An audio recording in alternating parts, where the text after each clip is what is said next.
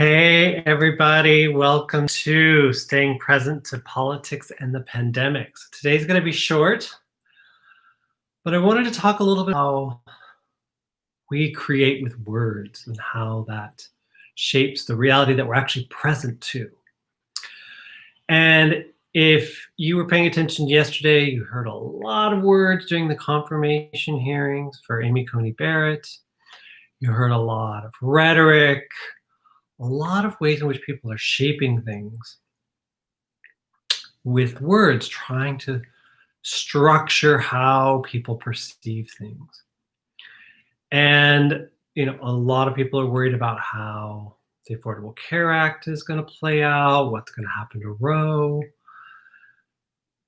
But probably the part that was most alarming to a lot of people listening was the moment when the nominee was asked about, a peaceful transition of power, peaceful transfer of power, and would not commit to that as something that was going to happen.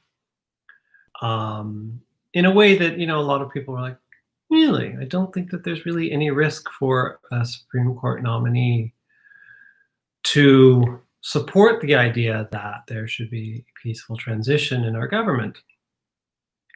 And you'll notice that this plays into the sense that, we're living in a world where there's a lot of use of words to create our reality. There's incredible power in our language. And we know this in many, many areas. People who have a spiritual background understand this. People who have a language or literary background understand this. People who study media, you can think about this as, words having energy. You can think about it as words as discourse, shaping our perceptions, whatever it is. The president has actually used this quite effectively. There are words that we now use, phrases that we didn't, like fake news. And then there's, of course, been the creation of an idea around fraud and the election, and that the election will be fraudulent unless the current president wins. Pretty self-serving narrative, but that idea exists. And so when we talk about staying present, we actually have to recognize that we're staying present to ideas that are taking shape through words. These concepts, these ideas of, whether there's fraud, whether the election will lead to a peaceful transfer of power. And so you can't ignore that, because that has an energy. It builds. It gets repeated again and again. One of my favorite mantras is every word a creation. Every time you utter a word, you're actually creating, contributing to the creation of our world.